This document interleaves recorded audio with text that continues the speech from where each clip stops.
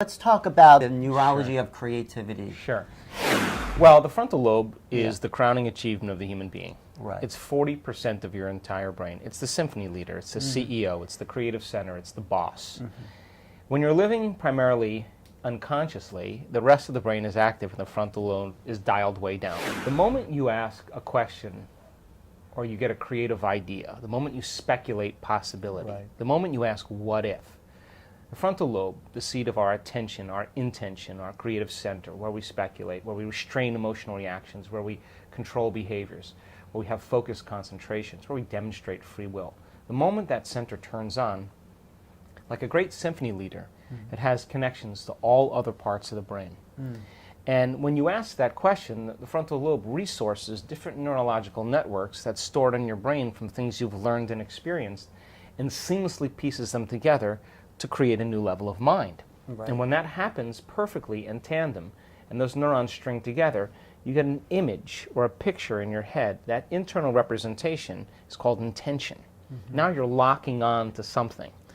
The true passionate creator, the true artist then, begins to see that vision and begins to emotionally embrace the outcome.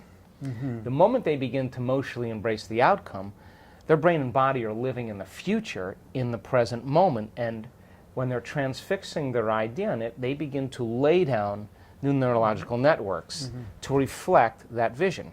Now, we all do this all the time. Right. Everything that's coming out of our mouth is a new creative moment. As long as you're in the creative process, right? And you're present. Right. Yes. Okay. So then once you get that vision, now you have to go through a process of bringing it to life. Now, this is where the rubber meets the road. It certainly is, because we get these moments all the time, and do we do anything with it? Exactly. So then we've all done this. I mean, we've all been defined by a vision. And people in our life told us it was crazy, it's impossible, it'll never work. There were days you didn't feel like it, you know, all that stuff. But instead, you were defined by that vision. And every day, you reviewed that vision and you got excited about it emotionally. And you wrote down the choices you were going to make, and you wrote down the behaviors you were going to demonstrate and the things you were going to do and your goals that you wanted to experience and how they felt. And you kept your mind on that vision.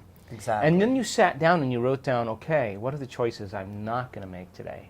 What are the things I'm not going to do? What experiences am I going to stay away from? And what emotions bring me down to a lower level? Let me just get clear on who I no longer want to be. Right. And if you reviewed that every day, that distinction between the old self and the new self, there's a lot of pruning going on neurologically in the brain, a lot of sprouting going on at the same time, and sooner or later you reach a point where you know that that thing's going to occur.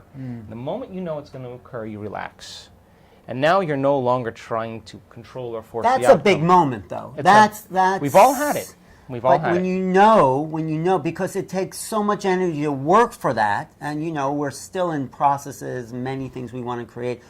When does that moment, how is that? Is that a mystical moment, or does it what happens in the place where you know that's going to happen? I think that your mind and body all of a sudden align energetically with that vision, electromagnetically. There's a lock-in, and when you lock into it, now you don't even you don't even have to worry. You just know that it's going to happen. You have such a level of self-love and self-respect for yourself and for everybody that you actually step back and allow it to unfold and come to you.